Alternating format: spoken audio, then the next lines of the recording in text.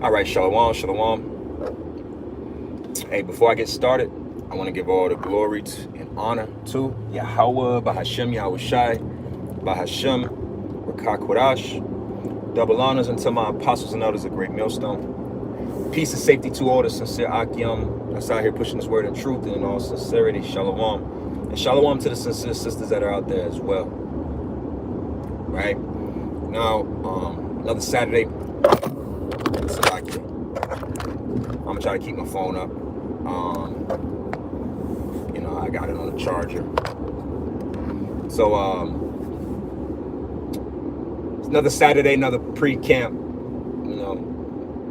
Wanted to use this time to be spiritual.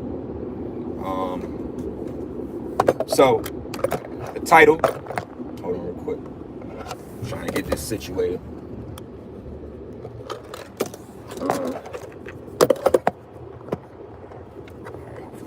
Keep it. All right, let's get to it. So, as the title of this stream is,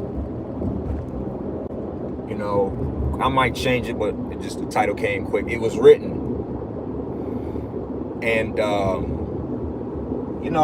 did a lesson sort of like this years ago, and I guess it's always. Sometimes you just got to revisit certain subject matters or whatever, right?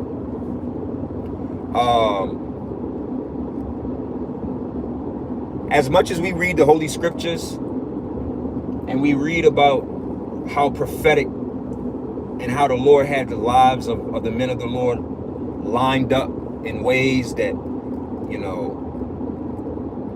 we read and we be at awe, as we should be, right? But you have to come to an understanding that the way that Yahweh Shem Yahweh Shai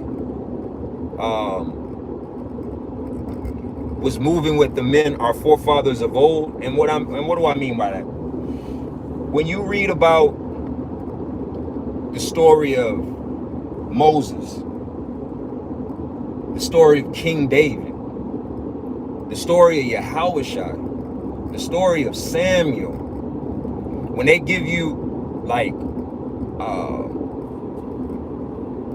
a breakdown to the origins of the man, his mother and father was such and such, and like Yahushua, when he was, when Herod was seeking to kill the children, kill Yahushua specifically, that's when they, I think he was, that's when he migrated to Egypt and went from Egypt to he bounced around, right? From city to city, place to place, right? And we know that was all fulfilling prophecy, right? In the Old Testament, it says that my son shall come out of Egypt, right? And we understand that, first and foremost, that precept is speaking to Yahushua, right?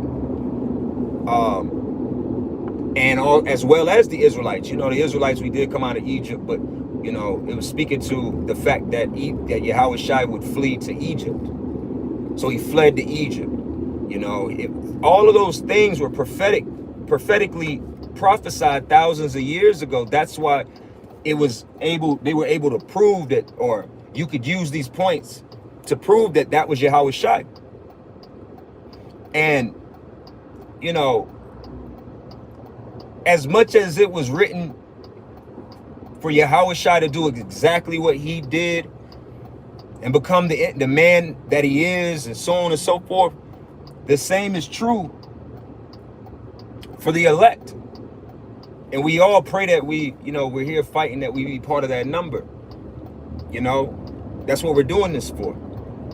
So, but in the spirit of it, if you be a member of the elect, your life is in the same stead. The Lord had it, I'm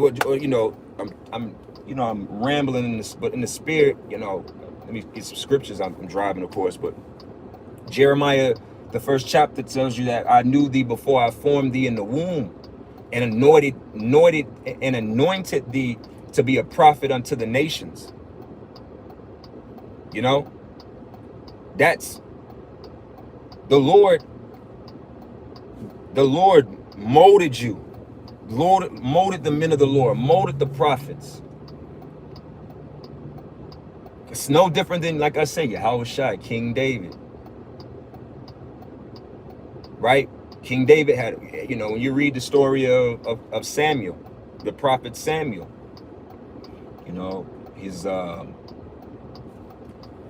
situation between his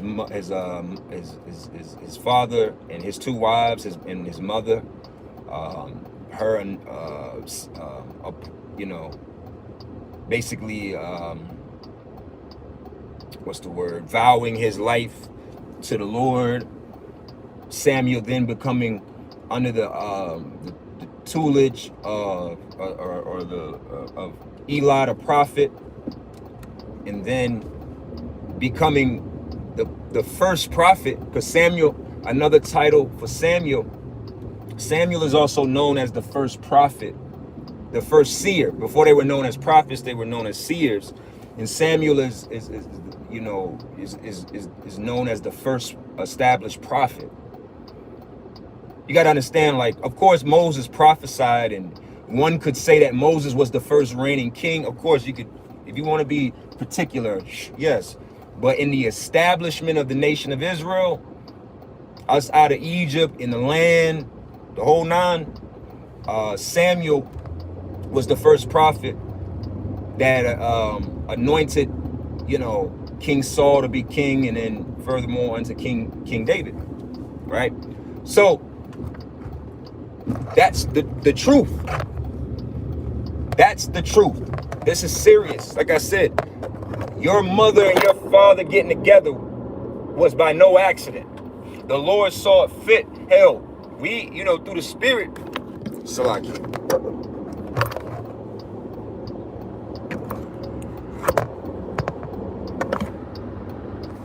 Sorry, hold on. What the hell going on with this phone?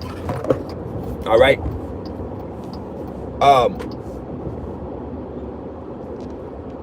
It is written, man. So again, changing the pace or the direction of this a little bit, but the same subject matter of it was written, right? Is this charger's killing me, but I need it. Is there's more writing. There's more things to be fulfilled. See, it's easy to just read,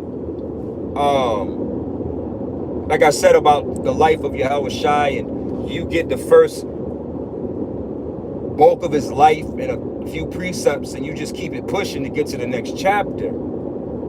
Same thing with Moses. You understand how Moses, the Lord had it where he went down the river in the basket, and the Lord, you know, the handmaid saved them, and so on and so forth. I always know the story. It was written by the Lord for it to be exactly that way. So for us, men that are teaching, you got to understand that there's more to this story to be written out for all of us. There's more high points, more low points, more challenges, more changes. And you got to be ready to accept those changes, and understanding that it's the Lord's story. See, it's easy to just accept, and it's not, because it takes spiritual, you got to be, you know, spiritually advanced to understand these things, or the Lord got to be dealing with you to understand that, you know, these subject matters, and, you know, and so on and so forth, right? But you got to understand that we're, and like, that's what I was trying to say about we are actors in the Lord's play. Because yeah, man, there's no such thing as free will, and you just you just understand that from a babe's perspective. See, the Lord will make moves and motions in your life in ways that it'll actually have you afraid, even if it is in your benefit. Because you start to really grasp how you have no control over your life. No control. And that's scary. But part of wisdom is accepting that and praying that. I pray that Yahweh Shem Yahushai uses us or uses you or myself in a righteous sake. Because the Lord is going to use you one way or another. Everybody's out here getting used. Wicked niggas is getting used for wickedness. Scriptures say even the wicked are the Lord made. All right? For the day of judgment. So you got to understand these things. But focusing in on the fact of we are not in control, man. And there's more story to be told, man. There's more story to be exposed to us. We're just right now, this story is going to advance and evolve and change in a way where we're going to have to literally walk by faith and not by sight. We were talking about this last night, like Second Ezra, the 7th chapter. That path where it was fire on one side and water on the other side, only where one man could walk through it. That's the fiery trials in the straight gate, metaphorically, that the elect will have to go to enter into the broad, which is the kingdom of heaven. But what that means for you, what that means for me, is to be determined. But what I will say is, you gotta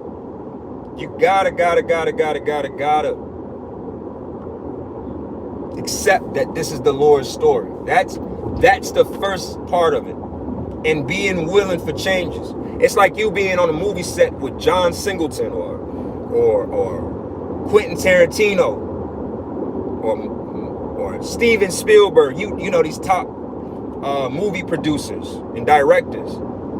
And your character, and he says, no, I don't like it that way. I prefer the character. And you know what's good a story of that? Tupac and Juice. Tupac almost got fired from that job of that acting. Hey, 144, all praise Yahweh Shem Yahushai. He almost lost that acting position because he was just being stubborn and didn't want to change and submit to the role. See, the role is the role. That's the point of this, and I'm going to close up on this point.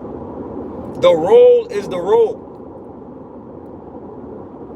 But Yahushai, if the Yahweh B'Shem Yahushai chose you or chose me for a position, we got to live it out. We got to play that position all the way to the end, whether you like it or not. That may come with the Lord taking away your family, taking away your woman, taking away your children, taking away your family members, taking away your job. It could mean a bunch of different things. But you can't be offended. So you could be hurt. You could be hurt. But when your hurt starts to having you looking sideways at Yahweh Shem Yahushai, that's where you're in error. Scriptures say, be cheerful when thou art changed to a lower state. When the Lord is trying you, you got to realize that the Lord is trying you. Even when it hurts. Because it's written.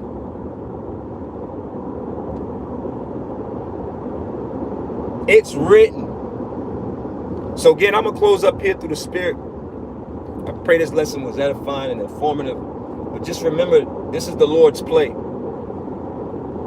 Theology goes back to theater. This is the Lord's theatrics. He casted us for roles.